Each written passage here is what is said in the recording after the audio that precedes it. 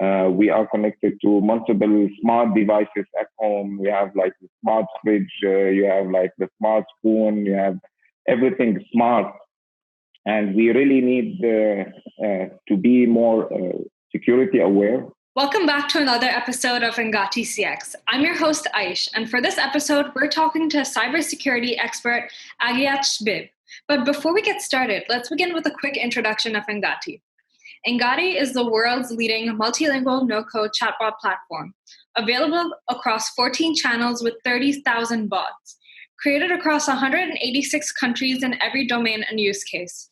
Engati has been recognized as a top platform by Inc.com, TechWorld, CIO, and many others. We run the Engati blog, video channel, and the Engati CX podcast, receiving upwards of 300,000 visitors annually. Tech, blockchain, and digital forensics business leader, Director CEO. He's the founder of Seecra, a new financial empowerment platform and app. He is an established executive with close to 2 decades of proven successes driving business development and sales across Europe, the Middle East, and North Africa. He's an expert in cybersecurity, digital forensics, and data protection. So welcome to the show, Aghiath. We're thrilled to have you here. Thank you very much. I'm also very glad to be here. Thank you for having me. So before we dive in, remember to subscribe to our channel to be notified of new content every single day. So let's get into our first question. So Aghiath, what is the potential of AI in cybersecurity? For example, AI-enabled threat detection systems can predict new attacks and notify admins about data breaches instantly. What more do you see coming? AI actually, in my opinion, it will be it's already playing a very important part of cybersecurity. And we will see coming like more and more integration and more company applying AI and machine learning, deep learning in their application. And this is for a very simple reason. Actually, the machine and the AI, they can analyze a ton of data. They can analyze a lot of incidents. They can analyze a lot of abnormality.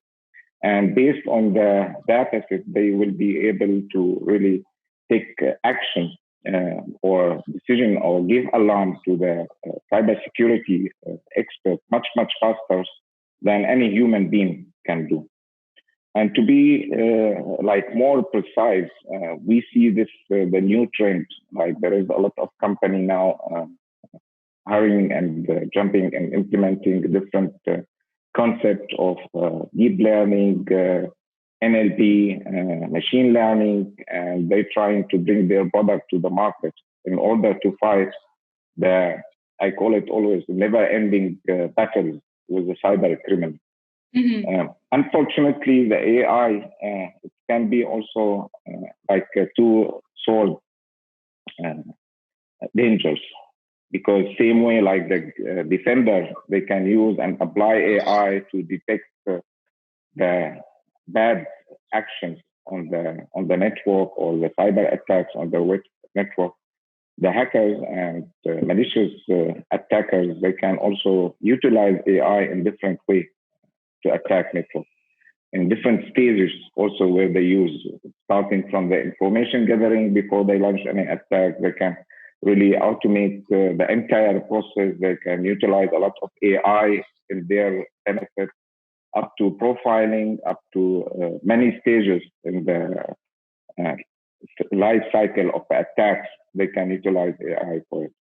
Mm-hmm. And to be also like more precise, where the AI play a big role, it is actually detecting malware or unknowing malware.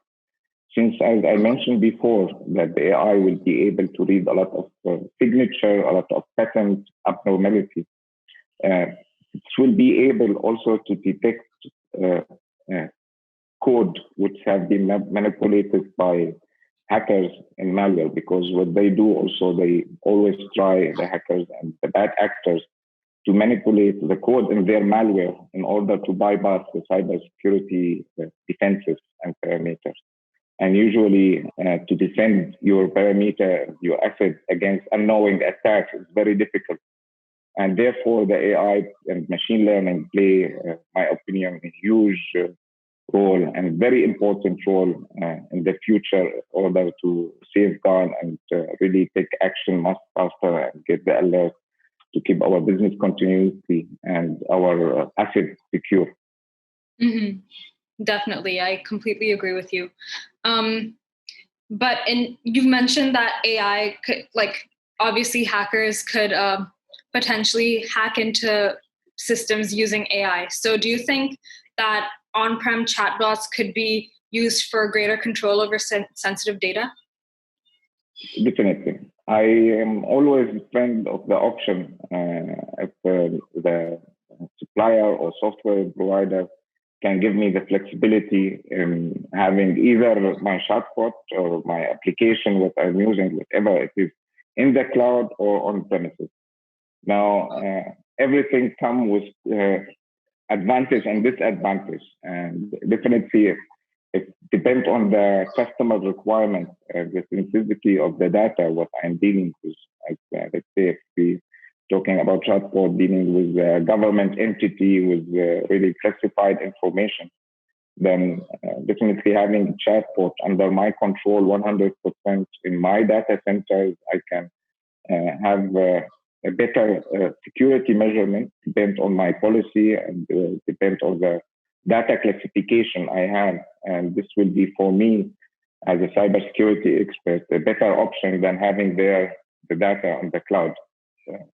For many reasons. One of them I always say is the difficulty after I finish my service. Let's assume I have my data on the cloud, I finish my contract, I want to move the server or whatever. I don't have any opportunity to really make sure that the data have been deleted properly, besides going through process need to be defined by encrypting everything and deleting the key and maybe wiping the hard drive. And there's certain process, but I will feel more comfortable if I'm dealing with sensitive data to have the chatbot in my data center where everything under my control and my supervision, let's say. Yes, I think customers these days might also feel more comfortable talking to an on-prem chatbot. It's almost like there are no other eyes seeping into their data spaces, because sometimes with sensitive information, another human is looking at it at the end of the day. So at least with a chatbot, that trust is sort of there. Exactly.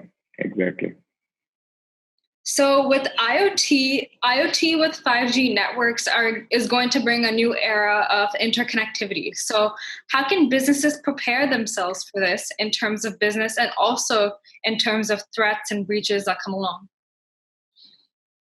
This is a very interesting question because as you might read, the IoT will explode in the next 5 years. There's some prediction that we will reach up to 41 billion connected devices, IoT devices around the world, which is a huge number. I hear from other sources, or I read from other sources, like the next 5 years, it will be $70 billion, 70 billion connected devices in the network. And now you're bringing the 5G on top of it, which is high speed with more devices, possibility to be connected to the network. This will be like the dream come true, I believe, for any malicious actors, because first of all, they will have an army of botnet they can compromise to work in their, let's say, interest and to fulfill some of their attack methods, whatever it's like DDoS attacks or any kind, to have it as a zombie, actually, in the IoT world, compromise it and really utilize it to attack the infrastructure, or to have it as a backdoor to access different application in an enterprise. Unfortunately, based what I see, but this is normal, but I see with a lot of enterprises, they are not yet prepared to do like the basic cybersecurity hygiene, what is needed to protect their network and IoT network. Later on, when everything be connected to 5G, what I'm seeing like basic cybersecurity hygiene, like to do a regular update for the IoT. Usually they install it, forgot about it. Nobody thinks what's happened until there's a problem. It's always reactive action, not proactive. Proactive steps, what I believe enterprises and corporate utilizing IoT need to do is starting first of all with regular update, vulnerability test for their IoT. Asset discovery, I saw a lot of cases like really there's many devices and utility organization that they not even know about it that are existing, or and some other organizations they don't even have a proper inventory about what they have in their network. And if you don't know what you have in your network, then you will not be able to protect it, and you will not be able to detect if it is already compromised, if there's already silence attack there, will start it or not. Therefore, definitely IoT and 5G will bring a huge, tremendous opportunity for us to going to the smart, utilizing smart city. We're having like autonomous cars will be using 5G and IoT devices with all kinds of sensors, and healthcare where you can really through utilizing the 5G speed and conducting the operation miles and maybe thousands of kilometers away from the patient. There is a lot of opportunity which will help the humankind, but we need really to always keep the cybersecurity in mind, where we need to apply what we learned in the IT security all these years actually to apply it really in the IoT when we are implementing and utilizing the technology to our benefit. This is what I see as actually a great opportunity, but we need to keep in mind always the security and start first of all. What I always see it is very important to have security by design. Like they have to be like some of standards I should be imposed on all IoT manufacturers, and so the 5G, to have the security by design, to create already product, bring it on the market with all security basic and standard in mind, that when it is on the market, that we will not be working always in security as a reactive. After I get compromised, I will see what happened when it's usually too late. To have a proactive and really start from the design phase with security in mind. You provided some really great tips for our audience to keep this in mind in the future. So thank you so much for sharing that. So my next question is, how crucial will automation become in terms of the vast amounts of data, security measures, and so on? I feel that automation is what we call it sometimes as intelligent security. It is a must now. We see a lot of SOC as the security operation centers. They are overloaded with a lot of tasks, and there's no way around it than implementing automation in my SOC and in my security. And in sort of SOAR, where I have a platform, can predict attacks and can understand certain patterns on when there's an attack and at my network. And instead of waiting to the SOC analyst to see the incident and to analyze it and take the decision by, as example, shutting down the internet or shutting down the firewalls, it depends on each organization incident response policy. There will be a predefined playbook for my automation software, what they call it SOAR. And there are different terms for it, but there will be a pre-defined playbook and policy, what will happen when. And this automation will take immediate action based on my policy, based on my business continuity plan, based on my business need, actually, to take action on behalf of the SOC analyst or the incident responder and prevent any attacks. Therefore, we see this as a very, very important part of our security lifecycle and security parameter building, and we call it security in deep defense, what we need to apply, and do automation for all the steps we be going in our data protection and security concept we're building for any organization. It's a great answer. Thank you so much again. So for my final question, are there any other thoughts you'd like to share with us? Yes, sure. I want to say that we need to keep always actually the awareness in cybersecurity.